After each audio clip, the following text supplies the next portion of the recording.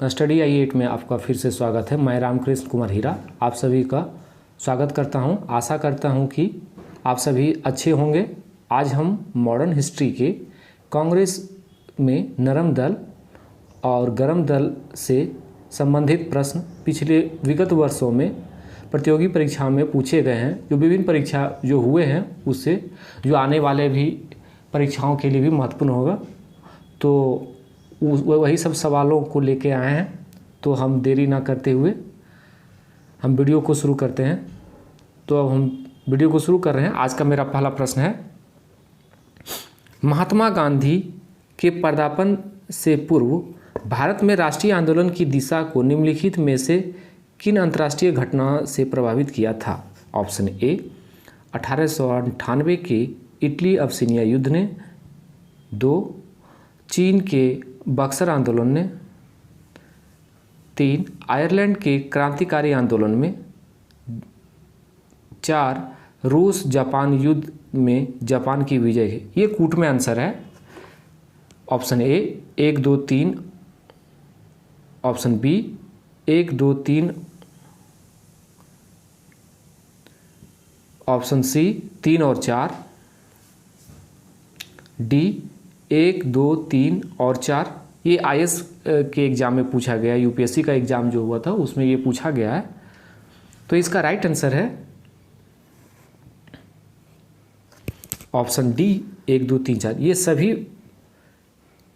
ये जो सभी ऑप्शन दिए गए हैं वो सही है कि 1898 के इटली अबसिनिया युद्ध ने महात्मा गांधी से पूर्व राष्ट्रीय आंदोलन की दिशा को निम्नलिखित अंतर्राष्ट्रीय घटना से प्रभावित किया था।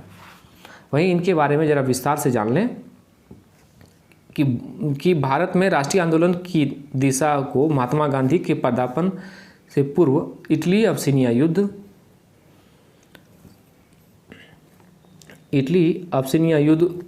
युद्ध जिसमें इटली की औपनिवेशिक शक्ति की पराजित हुई। इसमें इटली क्या हुआ था? हार गया था।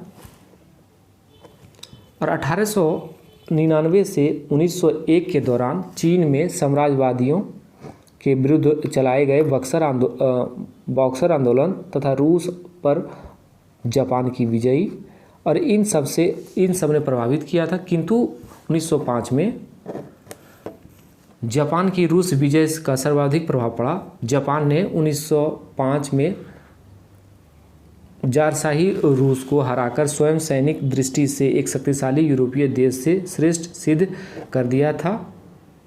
इससे मिथ्या भ्रम का निवारण हो गया और कि गोरी जाति के लोग अजय हैं। तो आज का दूसरा प्रश्न की बात करें तो कांग्रेस के नरम दल के नेताओं की आंदोलन पद्धति थी। ऑप्शन ए असहयोग, बी रजा वामवध्य आंदोलन, सी अनुकूल प्रविघटन, डी अभिघटय। ये BPSC 48वें से 52वें BPSC प्री में पूछा गया है। तो इसका राइट आंसर होगा ऑप्शन बी राजा वामवध्य। ऑप्शन बी इसका आंसर होगा। राजा वामवध्य पद्धति से नरम दल के नेताओं का आंदोलन की पद्धति थी। और कांग्रेस के नरम दल नेताओं की आंदोलन मुख्य जो थी अर्थात जिसमें कहें कि प्रशासन में भारतीयों की भागीदारी की मांग की तथा जनता में राजनीतिक जागरूकता उत्पन्न करना था। इनका मेन मोटो यही था। आज के वीडियो में 20 प्रश्न पूछे 20 महत्वपूर्ण प्रश्न है वो लेंगे। इसके पार्ट 1 और पार्ट 2 में भी है। पार्ट 2 जिसमें 14 प्रश्न रहेंगे वो अगले वीडियो में अपलोड कर दिया जाएगा। तो आज का हम तीसरा प्रश्न की बात करें तो निम्नलिखित किस आंदोलन के कारण भारतीय राष्ट्रीय कांग्रेस विभाजन हुआ जिसके परिणाम स्वरूप नरम दल और गरम दल का उद्भव हुआ? ऑप्शन ए स्वदेशी आंदोलन, बी भारत छोड़ो आंदोलन, सी असहयोग आंदोलन, डी सविनय अवज्ञा आंदोलन। ये भी UPSC के एग्जाम में 2015 के एग्जाम में पूछा गया है। तो इसका राइट आंसर है ऑप्शन ए स्वदेशी आंदोलन। स्वदेशी आंदोलन के कारण भारतीय राष्ट्रीय कांग्रेस का विभाजन हुआ जिसके परिणाम स्वरूप नरम दल और गरम दल में उद्भव हुआ। तो इनका भी विस्तार से जान लें कि हर प्रश्नों का कोशिश की है कि हम विस्तार से बताएं।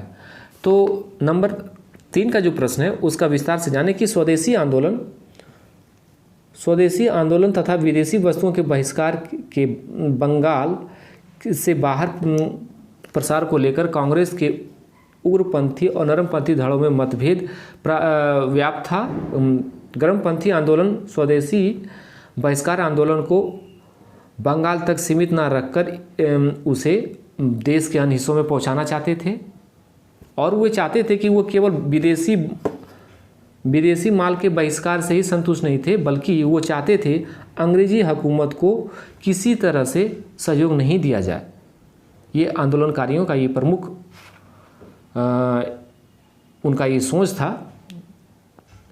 तो आज का चौथे प्रश्न की बात करें तो चौथा प्रश्न है ये 43वीं प्री 1999 के बीपीएससी परीक्षा में पूछे गए। क्या अधिकतर नरमपंथी नेता थे? ऑप्शन ए ग्रामीण क्षेत्रों से, बी शहरी क्षेत्रों से, सी ग्रामीण और शहरी दोनों क्षेत्रों से, डी पंजाब से। तो इसका राइट आंसर है ऑप्शन बी शहरी क्षेत्र से।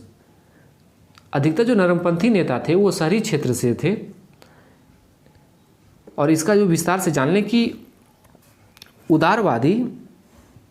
उदारवादी या राजनीति विभाजित युग अधिकांश नरमपंथी नेता जो थे, जैसे दादा भाई नौरोजी, फिरोज शाह मेहता, दीन शाह वाचा, वोमेश चंद्र बनर्जी, सुरेंद्र नाथ बनर्जी आदि शहरी क्षेत्रों से संबंध थे। इस काल में कांग्रेस समृद्धशाली मध्यवर्गीय बुद्धिजीवियों में, जिनमें वकील भी थे, डॉक्टर थे, इंजीनियर थे, पत्रकार थे और साहित्य व्यक्ति सम्मिलित थे, और इन्हीं का अधिकार था। उपाधियां और बड़े बड़े पद इन लोगों के आकर्षण रखते थे। कांग्रेस में आने वाले प्रतिनिधि बड़े बड़े नगरों से आते थे। जो आने वाले आप मॉडर्न हिस्ट्री में पढ़े होंगे कि जो भी थे, जैसे दादा भाई नौरोजी वगैरह जो थे वो शहर से थे, और ये बड़े बड़े घर के लोग थे। और वहीं बात करें तो जनसाधारण से कोई इससे संपर्क नहीं था। तो आज के हम 5वें प्रश्न की बात करें कि निम्नलिखित में किसने 1904 से लगातार भारत को स्वशासन देने पर बल दिया? Option A S N. Banerjee, B Aurobindo Ghosh, C Feroz Shah Mehta, D Dadabhai Naoroji. ये यूपीपीसीएस मेंस का 2016 का ये प्रश्न है। ये बहुत महत्वपूर्ण प्रश्न है। ये आने वाले परीक्षाओं के लिए भी महत्वपूर्ण होंगे। आप ये इस वीडियो को बार बार देखें और याद हो जाए। हम आपको वीडियो के माध्यम से ही आपको याद करवा दिया जाएगा। आप वीडियो को बार बार देखें। तो इसका राइट आंसर है option D Dadabhai Naoroji जो थे 1904 से लगातार भारत को स्वशासन देने पर बल दिए थे। स्वशासन या स्वराज भी कह सकते हैं। 1906 में कांग्रेस के कलकत्ता अधिवेशन में इनकी अध्यक्षता में स्वदेशी आंदोलन, बहिष्कार आंदोलन, राष्ट्रीय शिक्षा और स्वशासन के समृद्ध 4 प्रस्ताव को पारित किया गया था। तो आज हम छठे प्रश्न की बात करें। निम्न में से उग्रपंथी नेता नहीं थे। इस तरह के प्रश्न आपको आने वाले परीक्षाओं में भी पूछेगा। अब तो तर्क इसी तरह दिया जाता है, नहीं पूछा ज़्यादा प्रश्न पूछा जाता है। हाँ तो आप सब जानते हैं, लेकिन नहीं कौन है वो, इसके लिए आप प्रीवियस ईयर का प्रश्न जो महत्वपूर्ण प्रश्न होते हैं उनको जरूर देखा कीजिए।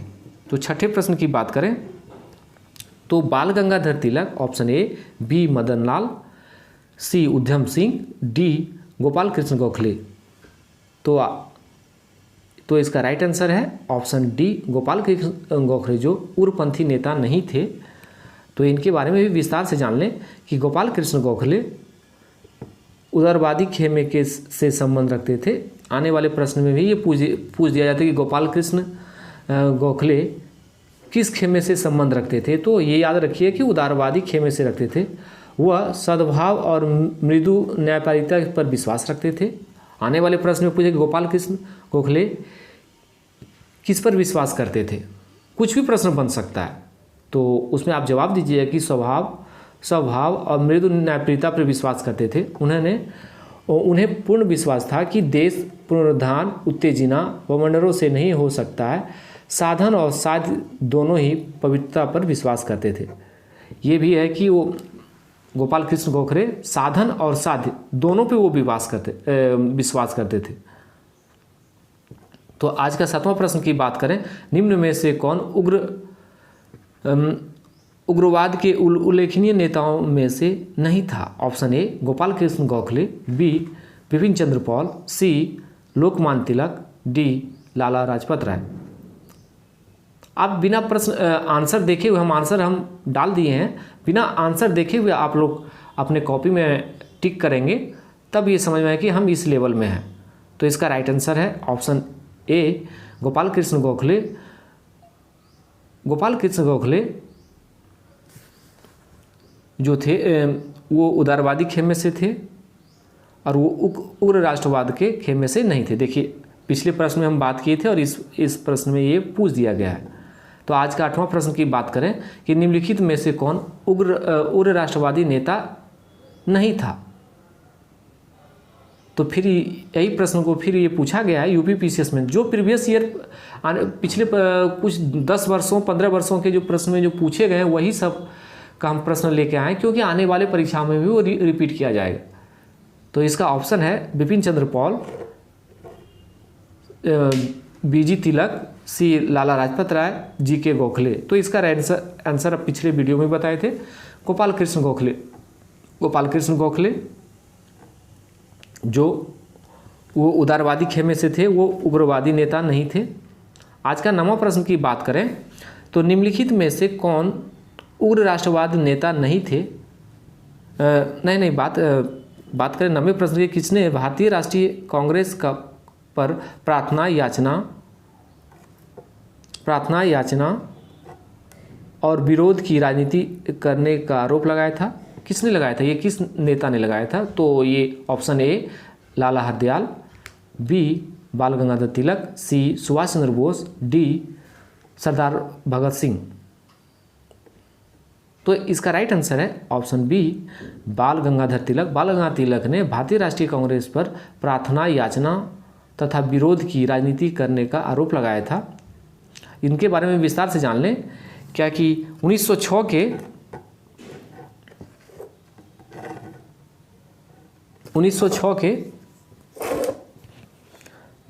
भारतीय राष्ट्रीय 1906 के बाद भारतीय राजनीति में कांग्रेस के अंदर उदारवादी दल का उदय हुआ, उग्रवादी दल का उदय हुआ। साथ साथ ही देश में क्रांतिकारी उग्रवादी दलों का उद्भव हुआ। उग्रवादी विचारधारा 4 प्रमुख नेता थे। पहला बाल गंगाधर तिलक, लाला लाजपत राय, बिपिन चंद्र पाल तथा अरविंद घोष थे। इन नेताओं ने स्वराज प्राप्ति को ही अपना लक्ष्य बनाया। उन्होंने उदारवादी नेताओं की तरह संवैधानिक दायरे के अंदर अपनी मांगें मंगवाने में विश्वास नहीं था। तिलक ने कहा था कि हमारा उद्देश्य, ये याद रखिए, ये किसने कहा था कि हमारा उद्देश्य आत्मनिर्भरता है, शिक्षावृत्ति नहीं है। उन्होंने कांग्रेस पर प्रार्थना याचना तथा विरोध की राजनीति का आरोप भी लगाए थे। कौन लगाए थे? बाल गंगाधर तिलक लगाए थे।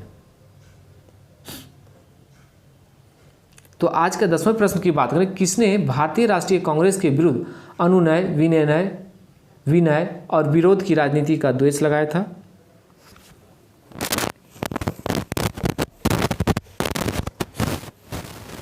तो इसका राइट आंसर है ऑप्शन ए बाल गंगाधर तिलक। बाल गंगाधर तिलक ने भारतीय राष्ट्रीय कांग्रेस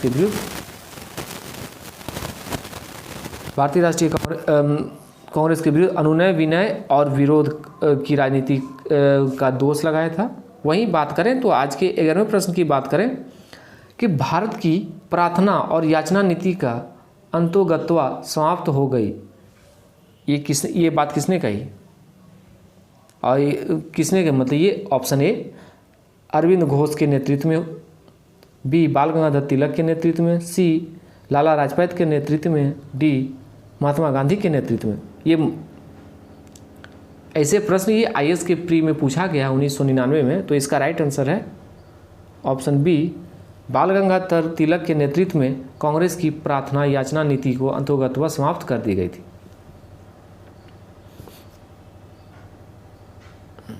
और वही बात करें तो इनके विस्तार से जान लें कि कांग्रेस के का नेतृत्व आवेदन निवेदन नीति की असफलता ने देश के अंदर खुद कांग्रेस के अंदर असंतोष पैदा कर दिया था।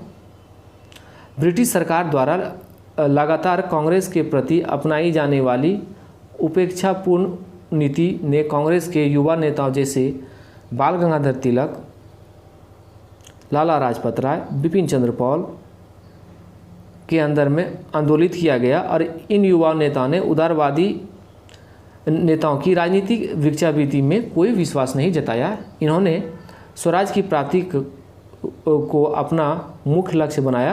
बाल गंगाधर तिलक इस विचारधारा के अग्रदूत थे। उनके नेतृत्व में कांग्रेस प्रार्थना और याचना की नीति को समाप्त हो गई है। आज के प्रमुख प्रश्न की बात करें तो भारतीय राष्ट्रीय कांग्रेस को किसने भीख मांगने वाली संस्था बेगिंग इंस्टीट्यूट कहा था? ऑप्शन ए बी सी पॉल ने, बी तिलक ने, सी अरविंद घोष ने, डी इनमें से कोई नहीं। तो इसका राइट आंसर है ऑप्शन बी, बाल गंगाधर तिलक ने भारतीय राष्ट्रीय कांग्रेस को भीख मांगने वाली संस्था कहते बेगिंग इंस्टीट्यूट का था। और उनके बारे में विस्तार से हम नीचे में दिए गए हैं कि भारतीय राष्ट्रीय कांग्रेस की स्थापना जो 28 दिसंबर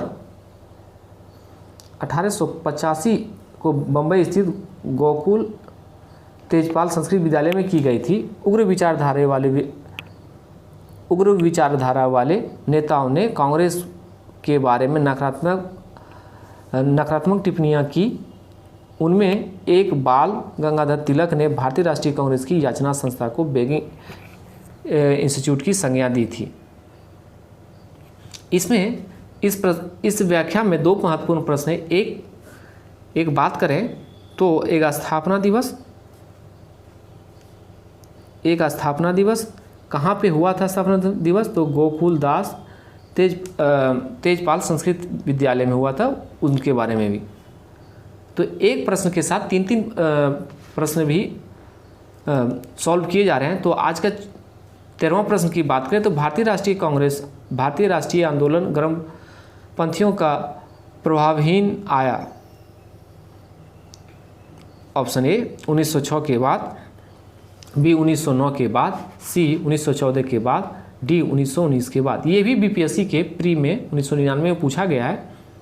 तो इसका राइट आंसर है ऑप्शन ए 1906 के बाद भारतीय राष्ट्रीय आंदोलन में गर्मपंथियों का प्रभावधीन आया था और कांग्रेस के भीतर गर्म दल का प्रभाव बढ़ा। गर्म दल के नेतृत्व प्रमुख नेताओं में बाल गंगाधर तिलक, लाला लाजपत राय, बिपिन चंद्र पाल और अरविंद घोष ने मिलकर ने किया था। इन नेताओं का स्वराज अपना प्रमुख लक्ष्य बनाया। तिलक ने नारा दिया था कि स्वराज मेरा जन्मसिद्ध अधिकार है और मैं इसे लेकर ही रहूँगा। ये बाल गंगाधर तिलक के द्वारा कहा गया था। तो आज के हम 14वें प्रश्न की बात करें, निम्नलिखित में से कौन सा नेता गर्म दल से संबंधित था? Option A Aurobindo Ghosh, B Dadabhai Naoroji, G Gopal Krishna Gokhale, D S N. Banerjee. ये 45वीं बीपीएससी 2001 के प्री में ये प्रश्न पूछा गया है। तो इसका राइट आंसर है ऑप्शन ए अरविंद घोष। अरविंद घोष के बारे में जरा विस्तार से जान लें क्या कि अरविंद घोष कांग्रेस के उग्र विचारधारा के नेता थे। वे गर्म दल के 4 स्तंभी लाल बाल पाल जो थे और अरविंद घोष में से एक थे।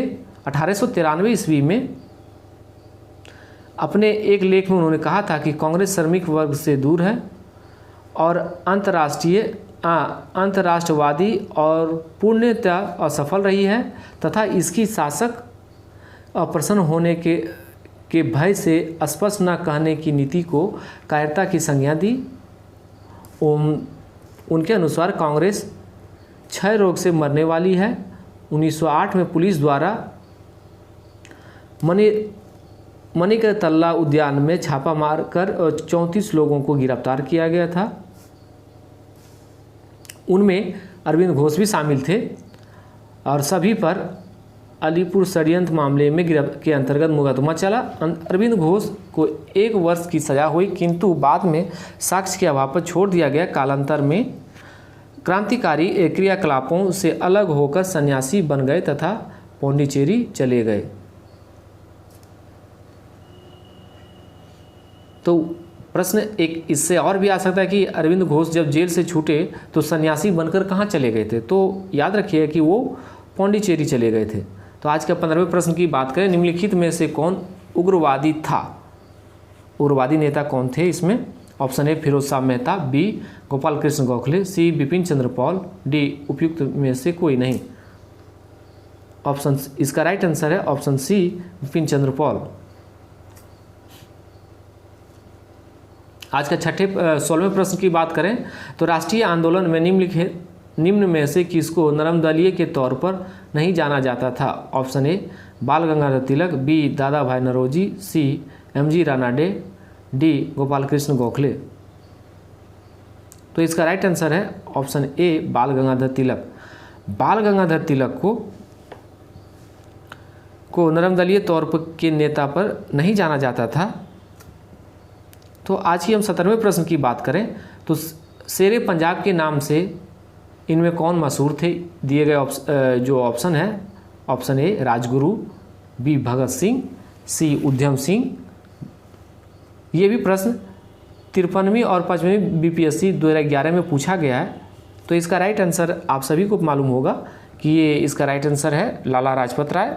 लाला लाजपत राय को शेरे पंजाब के नाम से जाने जाते थे और ये सभी जो हैं ये सभी भारतीय राष्ट्रीय कांग्रेस में गरम दल के नेता तथा पूरे पंजाब के प्रतिनिधि थे और इन्हें पंजाब केसरी भी कहा जाता है। तो अगर कोई आने वाली परीक्षा में अगर पूछे कि पंजाब केसरी किन्हें कहा जाता है तो ये लाला लाजपत राय को कहा जाता है। तो आज का 18वां प्रश्न की बात करें, निम्नलिखित में से कौन भारतीय राष्ट्रीय कांग्रेस में उदारवादियों से जुड़ा नहीं था? Option A Feroz Shah Mehta, B Dadabhai Naoroji, C Gopal Krishna Gokhale, D Lala Lajpat Rai. तो इसका राइट आंसर है ऑप्शन डी लाला लाजपत राय। लाला लाजपत राय भारतीय राष्ट्रीय कांग्रेस में उदारवादियों से जुड़ा नहीं था और इनके बारे में बस इतना ही कहा जाता है। आज का 19वें प्रश्न के बारे में, निम्न में से किस एक को लाला लाजपत राय ने अपना राजनीतिक गुरु माना था? ऑप्शन ए गैरीबॉल्डी को, विवेकानंद को, सी दादा भाई नौरोजी को, डी मैजिनी को। तो इसका राइट आंसर है ऑप्शन डी मैजिनी। मैजिनी को अपना राजनीतिक गुरु माने थे। तो इनके बारे में ज़रा विस्तार से जान लें कि लाला लाजपत राय ने इटली के क्रांतिकारी कहाँ के थे? इटली के क्रांतिकारी, उनको जिन्हें इटली के राष्ट्रपिता भी के नाम से भी जाना जाता है, कि मैगनी जीवनकृत को पढ़ने के बाद अपना राजनीतिक गुरु माने थे और बाद में उन्होंने मैगनी की उत्कृष्ट रचना द इंस्टीट्यूट ऑफ मैन का उर्दू में अनुवाद किया था। तो आने वाले परीक्षा में पूछ दिया जा सकता है कि द इंस्टीट्यूट ऑफ मैन का उर्दू संस्करण किन नेता ने किया था? तो ये लाला लाजपत राय इन्हें किए थे। आज का 20वां ये अंतिम प्रश्न है कि निम्न में से कौन मध्य मार्गी नहीं था? Option a Gopal Krishna Gokhale, b Bal Gangadhar Tilak, c A O. Hume, d Madan Mohan Malaviya. तो इसका राइट आंसर है बाल गंगाधर तिलक एक ऐसे व्यक्ति थे, तो इनके बारे में जरा विस्तार से जान लें कि बाल गंगाधर तिलक कांग्रेस के प्रारंभिक उदारवादी और मध्यमार्गी नीतियों से नव राष्ट्रवादियों के रूप में प्रसिद्ध थे। और बाल पाल को मोह भंग हो गया कि बाल गंगाधर तिलक ने इस नई विचारधारा के अग्रदूत थे और वे मध्यमार्गी ना होकर उग्र नीतियों के समर्थक थे। तो इनके बारे में बस इतना ही। And thank you for watching study IAS।